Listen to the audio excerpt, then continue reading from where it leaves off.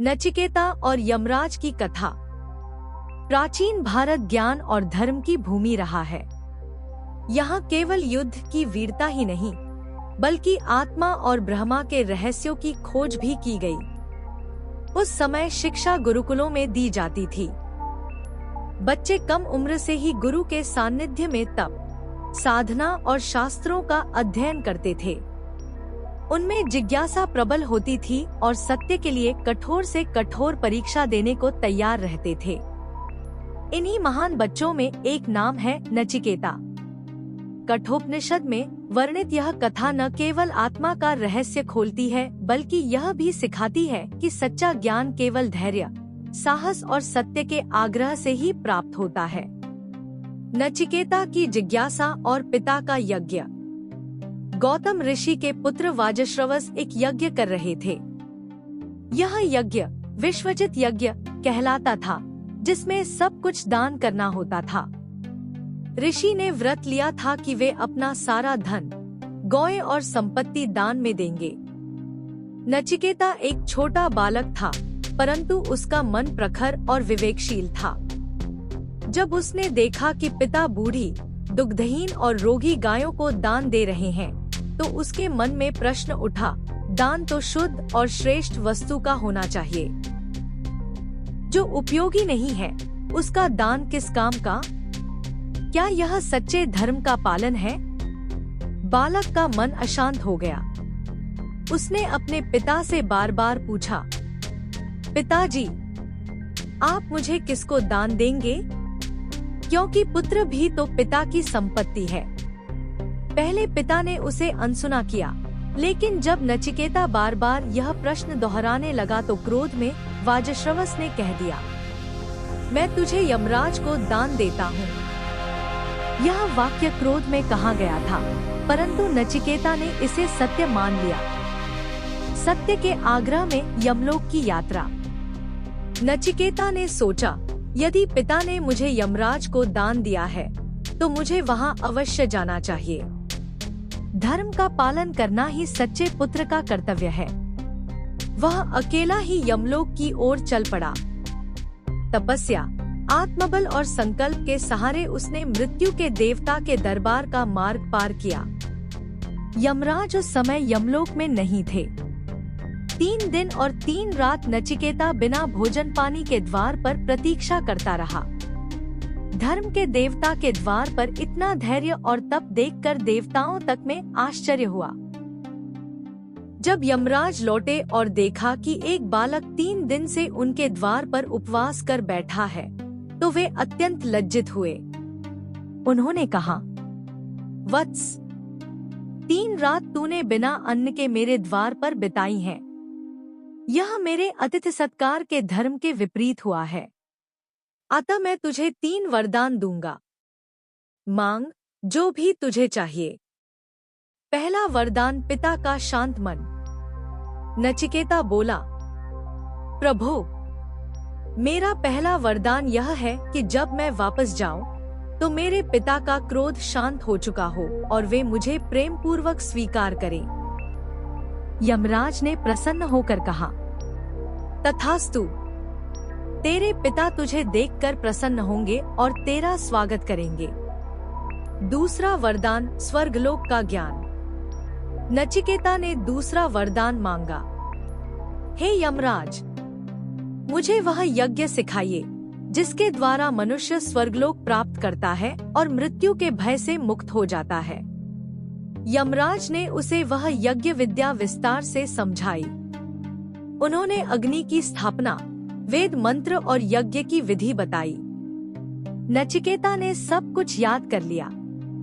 यमराज ने उसकी स्मरण शक्ति देखकर आशीर्वाद दिया और कहा, वत्स, यह अग्नि यज्ञ अब से तेरे नाम से जाना जाएगा, नचिकेता अग्नि। तीसरा वरदान, आत्मा का रहस्य। अब सबसे कठिन वरदान शेष था। नचिकेता ने विनम्रता से कहा, प्रभु, लोग कहते हैं कि मृत्यु के बाद आत्मा रहती है या नहीं, इस विषय में संदेह है। कुछ कहते हैं आत्मा अमर है, कुछ कहते हैं मृत्यु के बाद कुछ नहीं रहता। आप मृत्यु के देवता हैं, इसलिए मुझे इस रहस्य का सच्चा ज्ञान दीजिए। यमराज चौंके। यह कोई साधारण प्रश्न नहीं था। उन्होंने नचिकेता को समझाने की कोशिश की। वत्स, यह प्रश्न अत्यंत गूढ़ है। देवता तक इस रहस्य को जानने को उत्सुक रहते हैं। तू कोई और वर मांग ले, धन, दीर्घायु, पुत्र पौत्र, राज्य, हाथी घोड़े, नृत्य संगीत, रत्न जवाहरात, जो चाहे मैं दूं, परंतु आत्मा का रहस्य मत पूछ। परंतु नचिकेता अडिग रहा। उसने कहा, हे धर्मराज, ये सब भोग तो नश्वर है, आज है कल नहीं रहेंगे। आप जो भी देंगे उसका अंत हो जाएगा, परंतु आत्मा का ज्ञान अमर है। मैं उसी की याचना करता हूँ। यही मेरा तीसरा वरदान है, आत्मज्ञान का रहस्य, यमराज का उपदेश। यमराज नचिकेता की धैर्य और दृढ़ता देखकर प्रसन्न हो गए। उन्होंने कहा, वत्स, तू सच्चा जिज्ञासु है, इसलिए मैं तुझे वह ज्ञान दूंगा जो दुर्लभ है।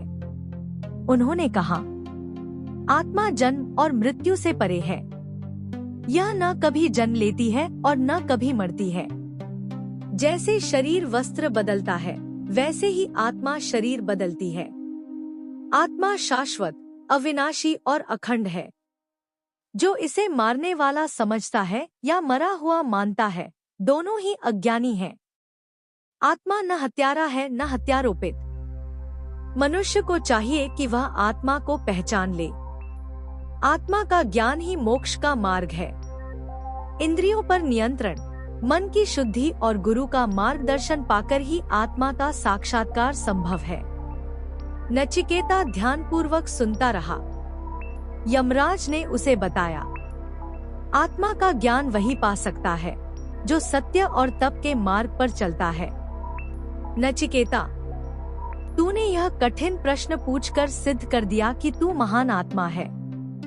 नचिकेता का पुनरागमन। ज्ञान प्राप्त करने के बाद नचिकेता यमलोक से लौटा। उसके पिता ने उसे प्रसन्नतापूर्वक गले लगाया।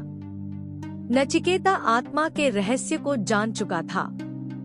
वह अब केवल एक बालक नहीं रहा, बल्कि आत्मज्ञान से संपन्न ऋषि के समान बन गया।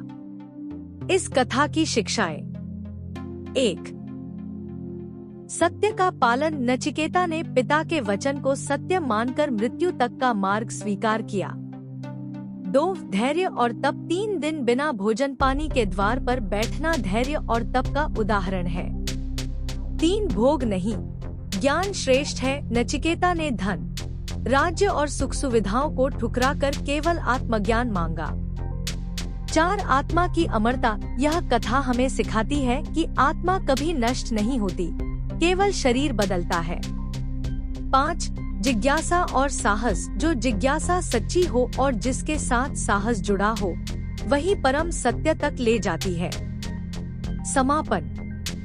यह कथा केवल एक बालक और मृत्यु के देवता के संवाद की नहीं है, बल्कि यह जीवन का सबसे बड़ा सत्य खोलती है कि आत्मा अमर है और ज्ञान ही मुक्ति का मार्ग है। आज के युग में जब भोग, धन और बाहरी सुखों की ओर मनुष्य का झुकाव है, तब नचिकेता की कथा हमें याद दिलाती है कि सच्चा सुख भीतर के आत्मज्ञान में है, बाहर की वस्तुओं में नहीं।